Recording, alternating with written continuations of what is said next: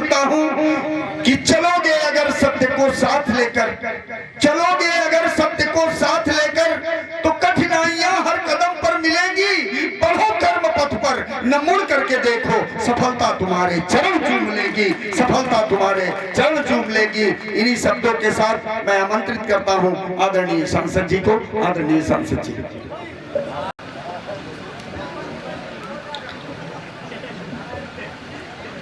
दादा रामकिशोर मिश्रा जी जो हमारे बीच में नहीं है, उनकी सिर्फ यादें बाकी हैं। उनके चरणों में श्रद्धा सुमन अर्पित करता हूं। आज के इस कार्यक्रम में मंच पर बैठे हुए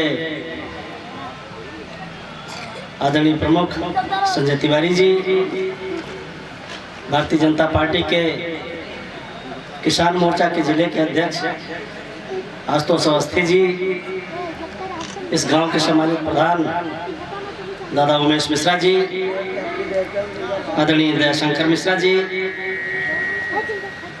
शिवसंत मिश्रा जी, कृष्ण कुमार मिश्रा जी, जुगल किशोर मिश्रा जी, लल्ला राम द्विवेदी जी,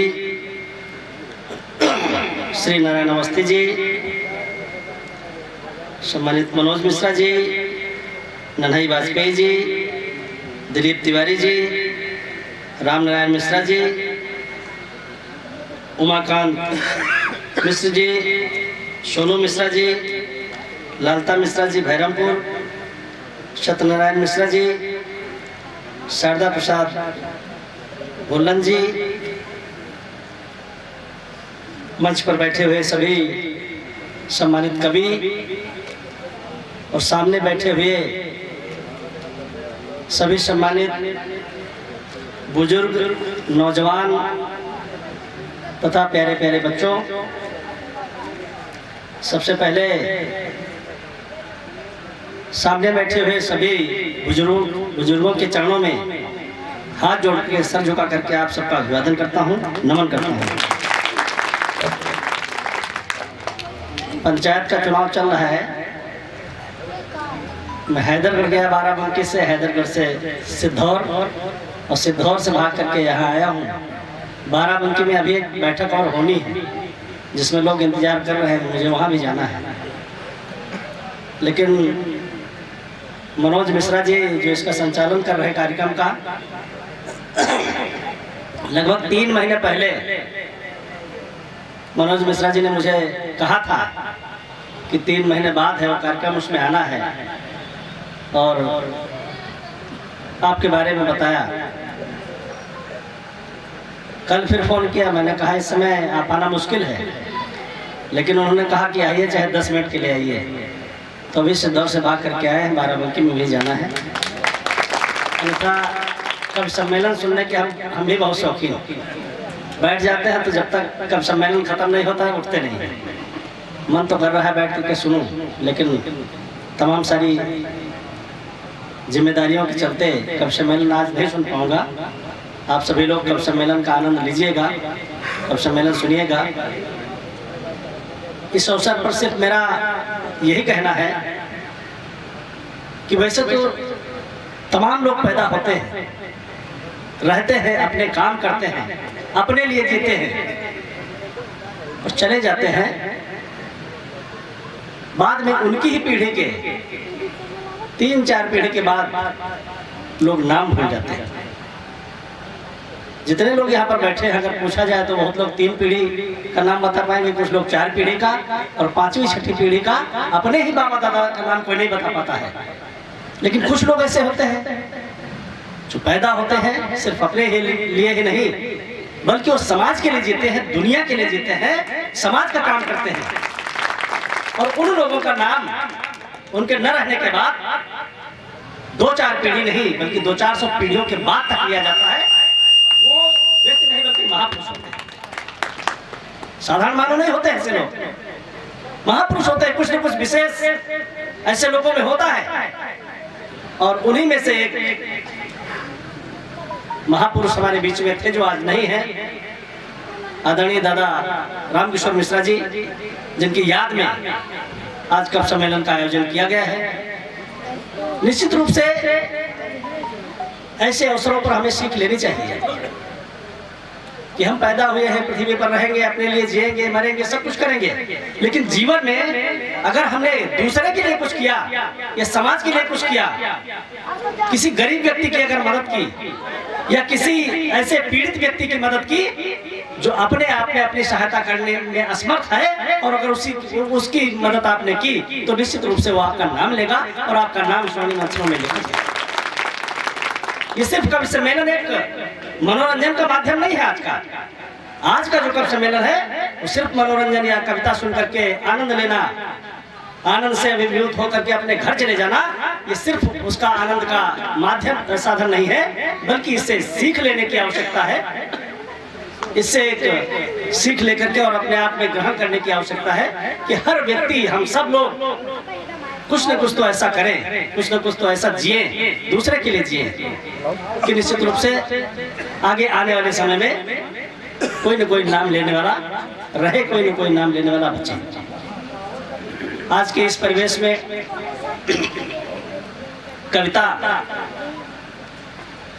तो बहुत प्रासंगिक है, और बाराबंकी जिले के लिए अगर कहा जाए तो बाराबंकी जिले में कविता पढ़ने वाले लोग भी बहुत हैं और कविता के सुनने वाले लोग भी बहुत हैं। बहुत पसंद की जाती है बाराबंकी जिले में कविता। अगर कविता के क्षेत्र में देखा जाए, कवियों के क्षेत्र में देखा जाए, तो बाराबंकी जनपद में ऐसे ऐसे कवि हमारे पैदा हुए जो सिर्फ उत्तर प्रदेश ही नहीं, दूसरे प्रदेशों में ही नहीं, बल्कि दूसरे देशों में जाकर के कविता पढ़ी है और अपने बाराबंकी जनपद का नाम रोशन किया।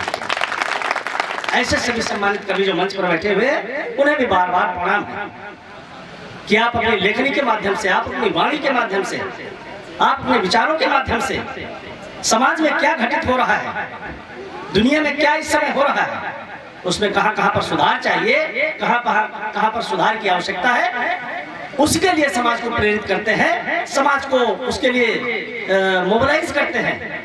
इसके लिए आप भी धन्यवाद के पात्र हैं, आप सभी बधाई के पात्र हैं।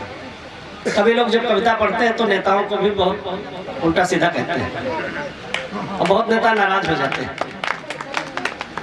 कुछ नेता नाराज भी हो जाते हैं। हम इसको दूसरे तरीके से लेते हैं, हमें कभी नाराजगी नहीं होती है। कभी वही कहता है जो उस समय समाज या दुनिया में हो रहा होता है। तो राजनीति में या नेताओं में कौन सी अच्छाइयां हैं उनको भी कहा जाता है, लेकिन कौन सी बुराइयां हैं राजनीति में, कहां पर राजनीति में बुराई है, कहां पर राजनीति में गड्ढा है, कहां पर सुधार की आवश्यकता है, इस बात को भी कभी इंगित करते हैं। तो उसको बुरे अर्थों में न लिया जाए, बल्कि ठीक सही अर्थों में लिया जाए कि हाँ, यहाँ पर ये कमियां हैं, यहाँ पर ये गड्ढा, यहाँ पर इसको दुरुस्त करने की आवश्यकता है। उस रूप में अगर लिया जाए तो कहीं कोई दिक्कत नहीं आने वाली है। तो इसको भी हम तो बहुत खुले मन से सुनते हैं। जब कभी राजनीति की बुराई होती है तो उसको भी सुनते हैं और फिर मन में सोचते हैं कि यहाँ पर यह सुधार की आवश्यकता है। हर चीज में सुधार की आवश्यकता होती है, काम कोई भी हो, चाहे राजनीति हो, चाहे कुछ भी हो, हर चीज में सुधार की आवश्यकता होती है। और जो व्यक्ति सुधार की नीयत से किसी बात को सुनेगा, सुधार की नीयत से देखेगा, तो उसे कुछ भी खराब नहीं लगेगा, बल्कि वो अपने आप में और सुधार लाएगा, अपने आप में और निखार पैदा करेगा। इस दृष्टि से कविता को सुना जाना चाहिए। कुछ लोग इसको बुरा मान जाते हैं, बुरा नहीं मानना चाहिए। वो एक आईना दिखाता है, कवि आईना दिखाता है, चेहरा आपको वही दिखाई देगा जैसा आपका चेहरा होगा, हमारा जैसा चेहरा वैसा हमको दिखाएगा। तो कवि जो कहता है वो एक ही बात कहता है और सामने बैठे श्रोता जो है उसको तरह तरह के अर्थ लेते हैं। जो व्यक्ति जिस तरीके का होता है वो अपने ऊपर उसी तरीके से उसको लेता है। कवि आईना दिखाता है, उस आईने में आपको वही दिखेगा जैसा आप होंगे। तो अगर आप बहुत ज्यादा खूबसूरत नहीं दिख रहे हैं आईने में और अपने आप को खूबसूरत बनाना चाहते हैं तो फिर उस तरीके से अपने आप को ढालिए और खूबसूरत दिखिए। आप भी अपने आप को सजा संवार करके और इस दुनिया के अंदर, इस देश के अंदर आप अपने आप को भी पेश कर सकते हैं। एक सीख का एक स्थान होता है, सीखने का एक माध्यम होता है जो कवियों के द्वारा एक निकाल करके लाया जाता है, लोगों के सामने प्रस्तुत किया जाता है। मैं इस अवसर पर कवियों के और आपके बीच में ज़्यादा बाधा भी नहीं बनना चाहता और मुझे भी जल्दी जाना है, इसलिए मैं अपनी बात को समाप्त करते हुए पुनः आप सब लोगों के चरणों में प्रणाम करते हुए अपनी बात को समाप्त करता हूँ। धन्यवाद।